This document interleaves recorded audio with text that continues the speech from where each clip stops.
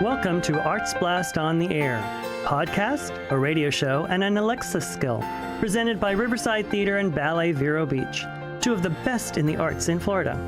I'm Oscar Sales, or Salas, filling in for Willie Miller, who is with you online and on air every week, talking to people in the arts, on the Treasure Coast, and well beyond. Arts Blast on the Air is proud to be sponsored by Ballet Vero Beach, with subscriptions for its new 11th season on sale now, featuring homegrown works as well as masterworks by choreographers George Balanchine, Martha Graham, and Christopher Wheeldon. All that, plus Nutcracker on the Indian River and a thrilling version of West Side Story Suite. Get tickets and discover the company's community engagement programs at balletverobeach.org, where dance is a universal language. Now on with the show. Adam Schnell and I are co-hosting today to talk about all things Ballet Vero Beach. And our guest is Katherine Eppink. Hi, guys. Hi, Oscar. So nice to have you here. You know, we are not just filling in for Willie, we're filming in for Willie, too, because we're on camera. On camera, which is live not streaming. the norm, there live you go. streaming. That was... See, you weren't wrong. I wasn't wrong. Thrilled to have you both here. I know you guys, but I want the world to know you guys as well. And I'm going to start with Adam. Adam, we've seen you at so many community events. We've heard you on the radio. We've seen you live streamed. But do people really know Adam? Oh gosh, hopefully Adam. not. What is your background? How did you get involved in dance? I mean, this is obviously your passion. Yeah. So I grew up in a tiny little town in northwestern Vermont. The entire state had more cows than people when I was living there. And the only thing that really happened in my town for boys was hockey. And you can only see my upper body, but I would have been broken in half the minute I stepped foot on the ice. My parents were phenomenal. They exposed my younger sister and older brother to everything. We went to concerts. We went to professional sporting events. We went to arts. We went out in the woods. And I thought I was going to be an actor. I fell in love with musical theater. My directors told me I had to take dance to be able to do that. Sure. So the only safe choice at first was hip hop. So I actually started in hip hop dance. And this is the early 90s, the infancy of hip hop. Wow. Yeah, real deal, folks. As real deal as it could be in northwestern Vermont. And I was at a competition and they said, this kid's got to get into ballet to sort of, structure his technique. Ballet is really the foundation of all dance. So my sister was already taking ballet class. I liked the song and a chorus line. I followed her to class and I was absolutely hooked. Could you move? Were you, because there's some people who take dance and they just really can't. My mom tells stories of me. She uses the words waltzing or mincing down the aisles of the grocery store to that horrible muzak that used to play in the early 80s. So I think I've always sort of, let's say, skipped around the world. Okay. So yes, I hope I would say I could move. And after getting these classes and getting, I'm assuming, more involved in musical theater in school. Yeah, no, I, through my sophomore year of high school, I was trying to balance dance and theater, really falling more and more in love with dance. At that time, my ballet classes were on a basketball court in a city hall gymnasium. It wasn't even in a real dance studio. So my parents kept looking at me and like gently nudging me and saying, you got to get out of here. Like you're not going to do this if you stay here. So at that point, had you decided that you wanted to pursue this? Yes. I had been fully bitten by the performing bug, by the arts bug. So they actually found a school outside of Boston called Walnut Hill School for the Arts. It still exists. It's, in my opinion, the foremost school in America for both academic rigor and arts training. And they said, you can apply for dance or theater. I said, I'll apply for dance. So I auditioned and I got in. I was by far the worst one in the department, and the faculty made no bones by saying I got in because I was a boy and they wanted more boys in the ballet program. Okay. But after 2 years, I auditioned for everything, for colleges, for summer programs for apprenticeships for full company positions, and I was offered an apprenticeship with Sarasota Ballet right out of high school, and that kickstarted my career as a professional dancer. And you've traveled the world. Yes, I was incredibly fortunate, and that was one of the things that inspired starting Ballet Vero Beach. I wanted to be able to give back to folks, you know, from more cows than people, not wanting to play hockey, to being able to perform all over the world and meet fascinating people from everywhere. Story for another day, I actually performed for the ex-empress of Iran, and there were armed guards all in the back of the theater. Like, just craziness that I never could have imagined growing up. So that was one of the catalysts for Ballet Vero Beach, to really be able to give back to other artists and foster the talent of other artists and allow them to flourish and shine. But before that, I mean, you were teaching, you were performing. Yeah. Here in Vero. In Vero, my parent actually, right the first year I went to Walnut Hill in Boston, my parents called me in the middle of winter and said, we bought a house in Florida. And I said, you did who, what now, where, what?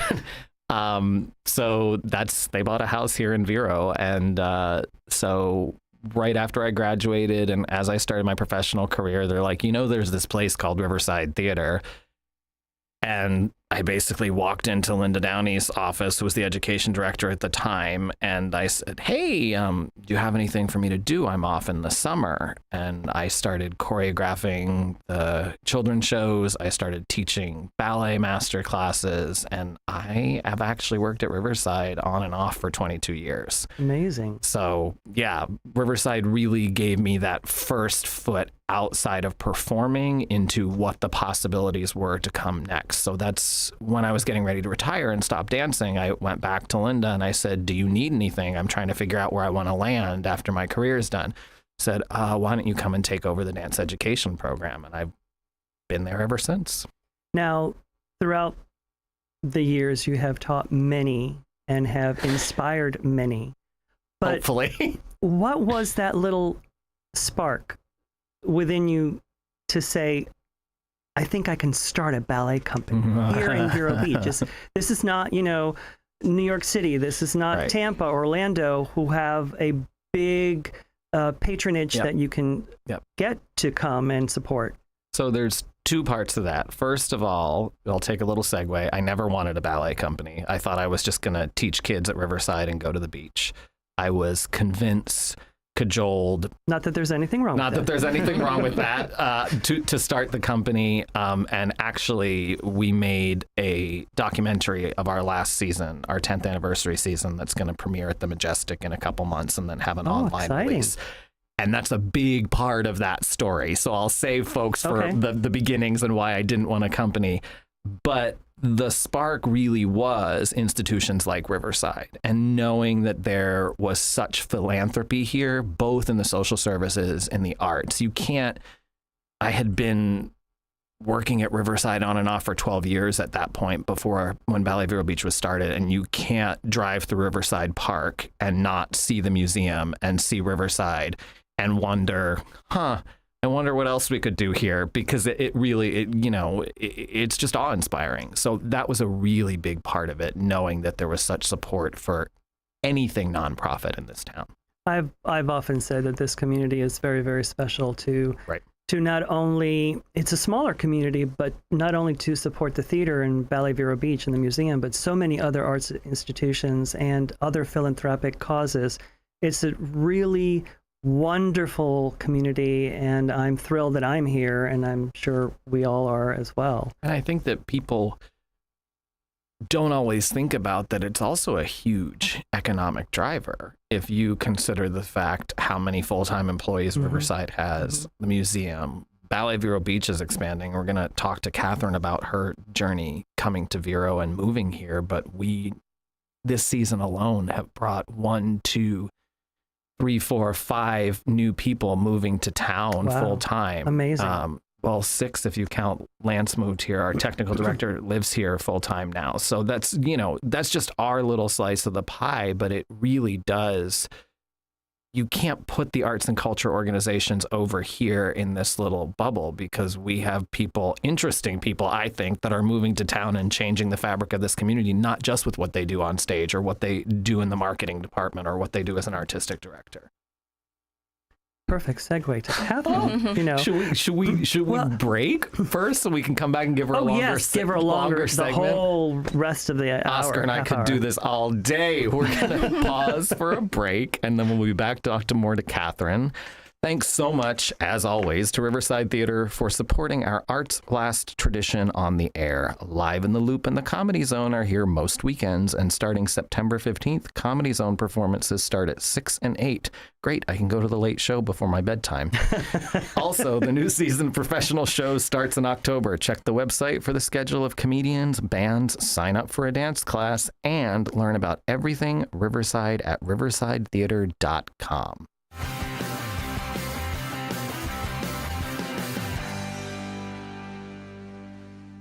Arts Blast on the Air is proudly supported by Ballet Vero Beach. The company enters its second decade with the 2023-2024 season. Performances feature choreography by George Balanchine, Christopher Wheeldon, and Martha Graham, as well as signature works in the spectacular Nutcracker on the Indian River. Subscriptions are available now, and single tickets go on sale November 1st. For tickets and more information, visit balletverobeach.org. That's balletverobeach.org, where dance is a universal language. At Sunshine Furniture, our 35,000 square foot showroom is filled with the largest selection of in-stock coastal furniture on the Treasure Coast. Dining and bedroom sets, occasional tables, sofas, sleeper sofas, love seats and chairs, including lots of slipcover styles from Universal, Four Seasons, and Capri. We also have a gallery of Tommy Bahama and Lexington with styles designed for a relaxed approach to the finer things in life. We're having a summer sale with lots of great markdowns, including all in-stock Lloyd Flanders 25% off. Sunshine Furniture, 1295 US 1 in Vero Beach, next to Planet Fitness. Family owned and operated since 1991. Don't forget to visit our outlet and sales store directly across the street, and visit our website at sunshinefurniturecasual.com. Sunshine Furniture brightens up your day. Sunshine Furniture, the best in every way. Ooh, have a sunshine day. Sunshine Furniture. Advertising is essential. You've got to make people aware that you're there. We can do that with a cohesive marketing campaign from Evergreen Media. Based on your business goals, we'll create a mix of digital advertising on social media sites like Facebook, video advertising on streaming sites like Hulu and Paramount Plus, and supplement them with local TV and radio ads. Build awareness, educate, and inform the public with a cohesive marketing campaign by Evergreen Media. Check out egreenmedia.com or search online for Evergreen Media in Vero Beach. And we're back. I'm Oscar Sales with Adam Schnell and Katherine. Now we're going to spend some time talking to Katherine. Katherine Eppink is part of the Ballet Vero Beach Company. Before we get to how you got involved with Ballet Vero Beach, give us a little background on what got you started in dance. What sort of sparked your interest? Sure. So it's fun to rehear Adam talk about his sort of origin story, because strangely enough, mine is very similar. I started dancing. I grew up in Des Moines, Iowa, and I started dancing at the age of 6. And the first class that I took was also actually a hip hop class. Oh, wow. Yes. You would never know. Yeah, I was going to say, you would never know between the two of our dancing that that's the case. But it was very recreational, and I honestly don't think that I had immense talent in hip hop dancing, but I was very enthusiastic, and my teacher could see that I absolutely loved to dance. And so that instructor ended up inviting me to join the studio's competitive jazz program, which I was thrilled about. And I didn't know at the time that being a part of that program also required me to take a ballet technique class. So ballet really entered my life against my will. And I was so naive going into it. I had no idea what I was getting myself into. And I didn't know that that was going to be such a pivotal experience in my life. I ended up loving ballet. I really respected it right from the get-go. And my ballet teacher then invited me to audition for the Nutcracker. And as it goes for many young children, that was really transformative for me. It was the first time I had been in a full-length production. And it also was the first time I had ever seen professional dance. So in that production, it was a student cast, but the guest stars, the Sugar Plum Fairy and the Cavalier, were professional dancers that were flown in. Wow. And the students really weren't supposed to be backstage during the Grand Pas. We were supposed to wait in our dressing rooms until the finale. But I couldn't help myself. And I snuck backstage and I watched the Grand Pas in the wings. And I remember just not even making a goal that I wanted to pursue ballet, but I decided that I was going to pursue ballet, and I didn't know how I was going to do it, but I would figure it out. And really that sort of carved the path for the rest of my life. It's incredible to hear both your stories, and I know that I hear the stories from many actors and performers. There's a sort of passion that you need to fulfill this dream, to be on stage, to in essence give back, like you mentioned, to the community, to the audience members. That sort of love that you have, and it comes through you, that no matter what, you need to do this. Now, you love ballet, you love dance, you've performed all over. Here, I don't know if you get a call. What prompted you to sort of say, I'm going to take a chance on this company that is just beginning, starting a company, as opposed to going to a company that's already established? What sort of went through your mind? What sort of prompted you to come? Yeah, that's a great question. I'm smiling at Adam because he knows how this story goes. But I actually took my first professional job. So I studied dance in college. I graduated with a BFA in ballet, and then I moved to Omaha, Nebraska to take my first professional job. Omaha, Nebraska. And if you've been with Ballet Vero Beach for a while, then you know that our organization used to partner with a company in Omaha, and they would share dancers and repertoire. So I show up for my first day of work. I'm a new college graduate. I'm, this eager apprentice in this company, and I'm a planner. So I had already researched the company. I knew all of the, important artistic staff. I knew our repertoire for the season. I was like ready to go for my first day of work. And I show up, and this guy is at the front of the room, and we're doing rep I've never heard of. I don't know who my boss is. That's my favorite part. She tells the story. I didn't know who my boss was. I thought I knew, but I didn't know who my boss was. And so evidently that season we started with Ballet Vero Beach repertoire. So eventually I pieced, the puzzle together, and it all made sense. But at first I was overwhelmed with the opportunities at hand. So that's how we met. And I had a 6-year relationship where Adam and Camilo would come to Omaha and rehearse the dancers, and then we would fly down to Vero Beach and perform. And in the beginning of those 6 years, it was really a couple times a year. But by the end, I was flying down and staying for 6 weeks at a time, and really making home in Adam's guest room. And in 2020, I had the opportunity to move down here full time. And, you ask what made me decide to take a chance. To me, it didn't feel like so much of a chance. I felt like I knew the organization really well by that point. I knew Adam really well. I really saw him as a mentor in my career. Oh. And so I felt like it was, striking when the iron is hot, and taking an opportunity that I knew would be a good one. And how do you feel the progression of Ballet Vero Beach over the last 10 years? Oh my gosh. How also the relationship with the community in Ballet Vero Beach and the support and whatnot. You've seen it from the beginning. Yes. So I've been involved with every production other than the very first one. I wasn't around for the first show, but after that, I've been somewhere in the process. So I've seen tremendous growth in the company, and I think it's accelerated since hiring full-time resident dancers. I mean, Adam touched on this earlier, but next year we'll have 9 dancers here, which is huge. Amazing. Yes. And in terms of being in the community, I've always felt like Vero Beach is such a cultural hub for arts, and it's very philanthropic. So, you see the support in the community. I knew before I moved here that Vero Beach wanted a ballet company. And so I think that growth is only going to continue. Now, I see you on stage performing with Ballet Vero Beach, but I also see you teaching the young kids. Yeah. How does it feel to sort of give back to kids what, in essence, you were given as a kid? Sure. Yeah, I love being an instructor. Something that I really prioritize in my classes is, along with the technique, I really try to emphasize dancer wellness, because that was something that I was very fortunate to have growing up, and not every dancer has a nurturing environment to grow in. So along with, yes, I want to see pointed toes and I want to see strong technical dancers. I want them to have every opportunity that they can. I also really care about their well-being and their self-worth as a person and a dancer. And so I love being able to bring that to my classroom. And I feel like this generation of teachers is prioritizing that. So it's nice to be a part of that.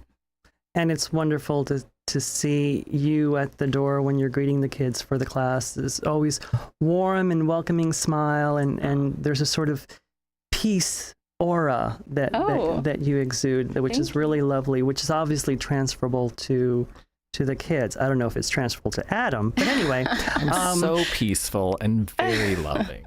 Adam, in the last few minutes, what does Ballet Vero Beach have in store? What is the future plan? Do you mentioned about this documentary? Yes. So we have a full season this year. We are actually starting off back at the Museum of Art on November 11th. We're going to have Sophie Bentham-Wood from the museum on next week, you and I, Oscar, and we'll talk about our collaboration with her and everything that they're doing. The documentary is coming out in December. Then we have Nutcracker on the Indian River in 2 cities. Yes, we're going back on tour in Vero and in Palm Beach Gardens. Then we jump into our main stage season, 3 separate programs. For the first time, we're going to be performing one of those down at the McAlpin Fine Arts Center on the campus of Indian River State College. So we're here, there, and everywhere. It's a lot, but we are super excited to have finished our first decade and be jumping into our second decade. I do want to, with the 1 minute I have left, I want to brag 2 things on Katherine. First of all, she mentioned that production that she was a young student in Iowa. She had the opportunity as a professional to go back and be the Sugar Plum Fairy and be that example for all those kids, just like she was. Wow. So that full circle moment was really cool. I actually got to watch one of the times she did that, and that was very special. Aside from that, she sort of glossed over how intelligent she is. We really do strive to find dancers that have a broader worldview than just what's on stage.